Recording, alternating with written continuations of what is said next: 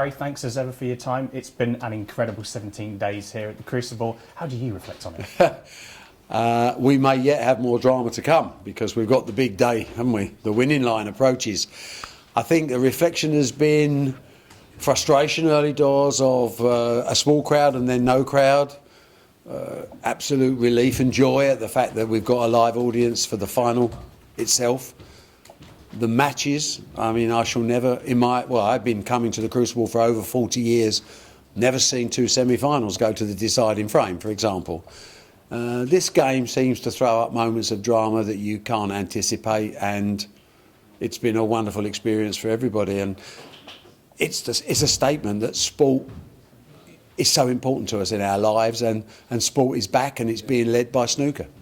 And as you say, with sport being so important, but one of the most important things about sport is the crowds. Yeah. How much work has gone in behind the scenes from all involved to even get crowds here for the final? Weeks and weeks and weeks, and a huge amount of finance, because we believe in it. We believe in our sport and we believe in the atmosphere that's created by fans. We think we have a debt to fans to reward their loyalty and their support. I just think it makes a better TV programme. I mean, fake crowd noise and applause is fine. It does a certain job, but there's no substitute. I think players need it. I think they need to be able to respond to, a live audience. And I think that the TV pictures that go around the world, make it that much more special. And this is a special venue, and this has been a very, very special tournament. You mentioned TV there. That brings me on to my next point. Even without the crowds here, what has the coverage been like, not just on home soil, but from abroad as well? I think we're lucky in a way that snooker is probably better than most sports without a crowd. Because the focus is on the table, it's close up to the players, it's improved with the crowd.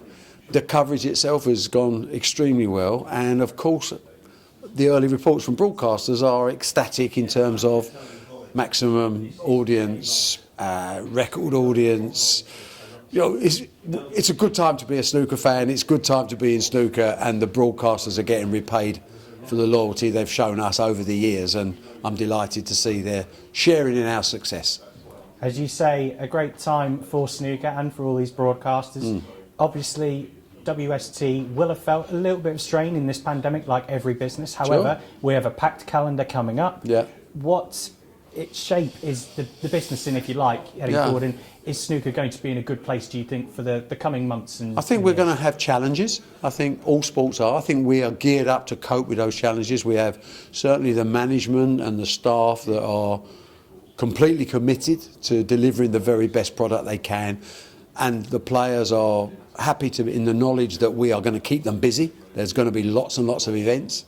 There will be changes. Up to Christmas there won't be any events in China, for example, because Chinese authorities have decided no international events until 2021. That's involved reshuffling the calendar, but we're on the ball. We're good at what we do. We're probably the best at what we do. And we have relationships, as I say, with broadcasters and sponsors that have to be lived up to. But our biggest responsibility is to players and to fans. So I think we're going to give you more of what you've had during this brilliant 17 days at the Crucible.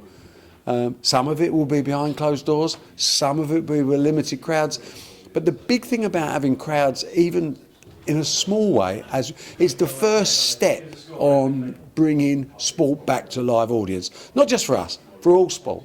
It's the first step of recovery, of going back to normality. And we all need that. And we need to restore customer confidence in sport generally, and that's the bigger agenda. It's not, we don't live in a goldfish bowl. We don't just look at snooker. We're looking at, in my business, I'm looking at darts, I'm looking at boxing, I'm looking at fishing, I'm looking at thousands of different sports.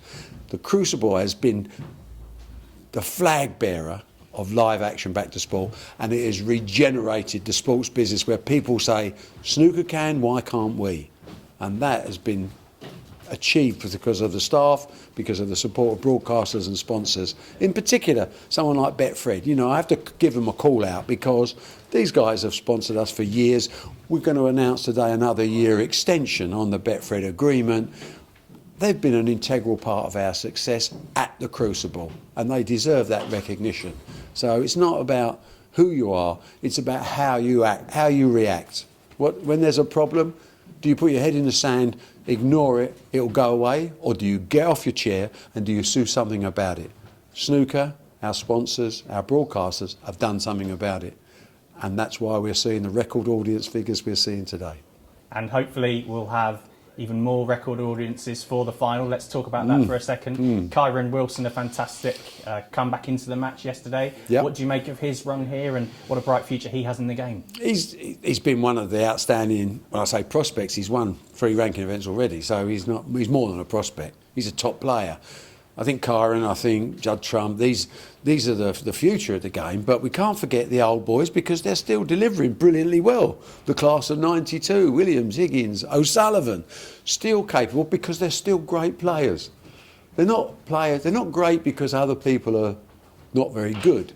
They're great because they're great. You know, let's say it what it is. I actually laughed at Ronnie's comments the other day. If I cut my arm and leg off, I'd still be in the top 50. I agree. And you know why? It's not because the other players are poor, it's because Ronnie O'Sullivan is a great player and greatness is rewarded. What we've got here is the classic final. The old pretender, the guy going to equal Steve Davis's 6 world titles, trying to win more ranking events than Stephen Hendry if he wins today. And Ronnie O'Sullivan may not like to admit it, but he follows those stats. He's motivated by those challenges. He wants to be the man. And then Kyron Wilson, on the other hand, what a chance to win his first world title. Out of it completely. What was it, 8-2 yesterday? Yeah, 8-2. 8-2 down in the final is like, forget the final session. So although he'll be slightly disappointed that he wasn't 9-8 down at the end of play yesterday, to get back to 10-7 opens a little window of hope. Because in boxing terms, what we're into the championship rounds. What people always say in boxing, it's not the first few rounds, it's not the middle rounds. It's when you get towards the winning line, it's when you approach the championship rounds. And that's when you find out who wants it most. There's 2 players out there that would cut an arm and a leg off to win it. And they would still both be fabulous players. We're the lucky ones. We don't have the mental anguish that they're going to be going through today. I thought they both looked physically exhausted yesterday. This is a marathon, not a sprint. 17 days. We're on day 17. The weak have wilted. They've ebbed away on the tide of normality. We're back now with the creme de la creme, fighting for the one thing that money can't buy. It's called being the champion.